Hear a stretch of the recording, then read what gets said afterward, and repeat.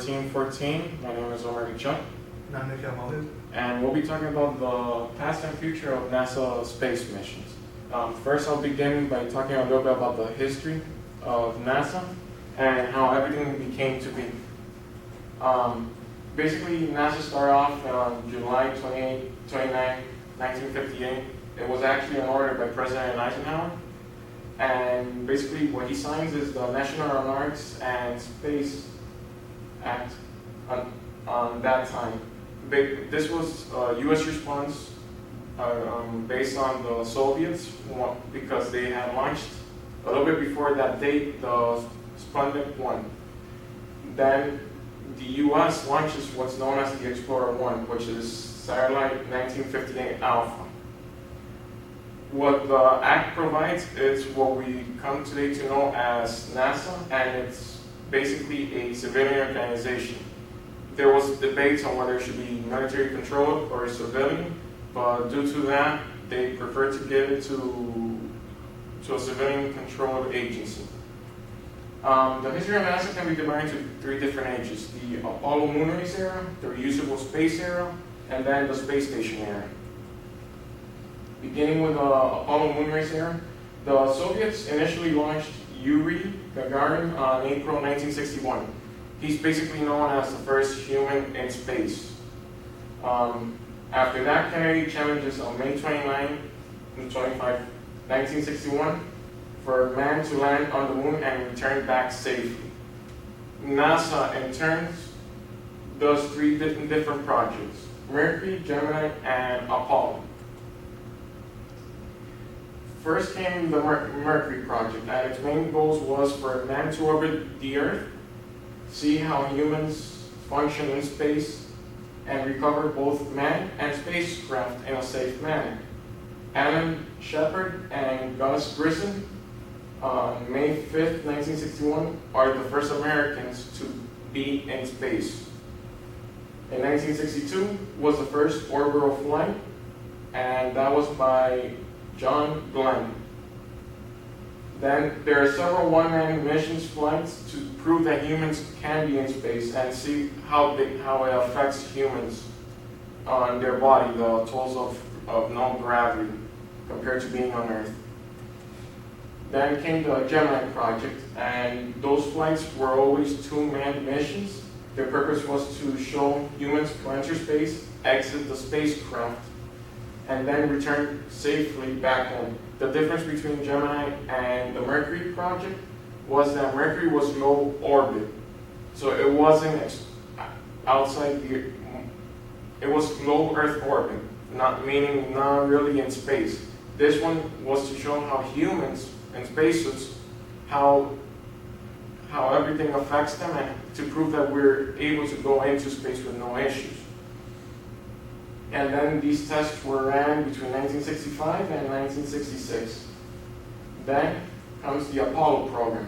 And for these missions, there were a few setbacks, which 1967, there were 3 crew members who died in a launch rehearsal, and that was due to a fire. So then Apollo 1, that name was retired in honor of those 3 crew members. December 1968, the Americans first rounded the moon. So we didn't land, but we basically did an orbit of the moon. And then in July 1969 was when man was able to first set foot on the moon. After that first moon landing, there were an additional 5 landings on the moon, so it was a total of about 300 hours on the moon. Now the Apollo-Soyuz project was basically the end of the space race between the US and the Soviets. This was basically, since during this time was also the Cold War, it was something of the policy of the detention, which is just to ease the relationship between the United States and the Soviets.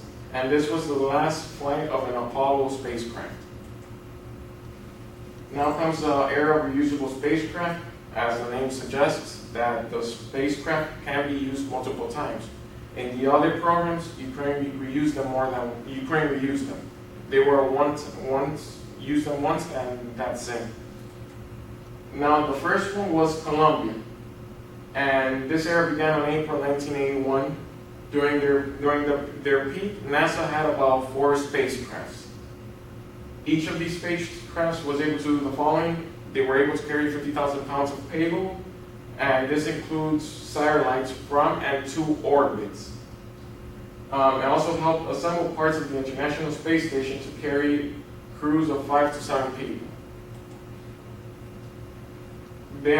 The reusable spacecrafts had done several flights into the International Space System, and support of MR, which is the Russian space station. During this era, there were 2 tragedies. One was on January 28, 1986.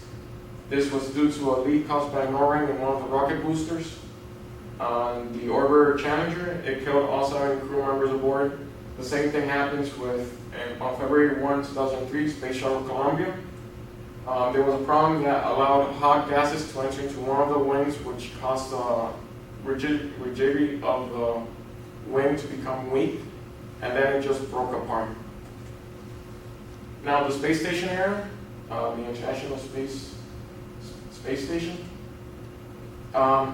This one's related with the reusable spacecraft, since the spacecraft was needed to take the materials to and from Earth to build it.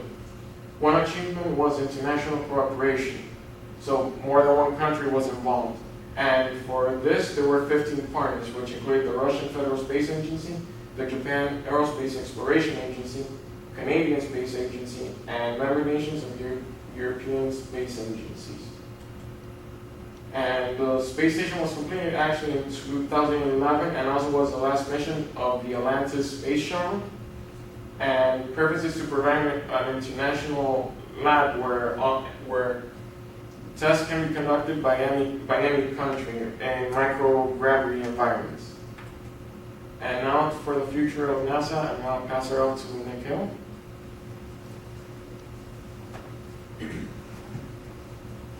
So NASA's main plan for the future is to return a man to the moon by 2020. That's to eventually have manned missions to Mars.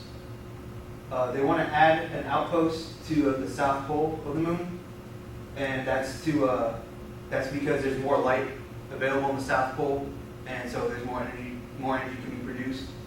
It can serve as a departure point for future Mars missions, and it may provide hydrogen and oxygen for future missions. So some technology that they're planning to use is the Solar Electric Propulsion System, or SEP. It's designed for deep space travel. It's ideal because it's reduced launch costs. It's chemical propellant. It uses xenon gas to go through an electrical field and move the spacecraft. It's more efficient, and it can reduce the weight from 20 to 50%. It has higher specific impulse, so it's 1.5 to 10 times more effective than the current chemical propellant. Some disadvantages is that the thrust is weaker, and it's proportional to the available power on the spacecraft. But it can provide thrust over a long period of time and reduce the costs for commercial servicing of satellites. They plan to use solar panels to provide electricity for the ion thrusters. In the future, they hope to operate at higher power levels, higher speeds, and even longer run times. Our design was to create a solar array for one of these solar thrusters. At the current designs, they don't use all amount of space available, so we wanted to make a larger panel.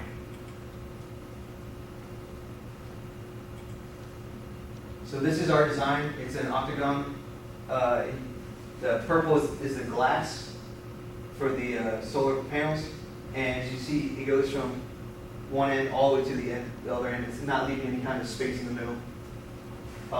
It becomes apart in sections, so it's easily transportable and can be moved more easily.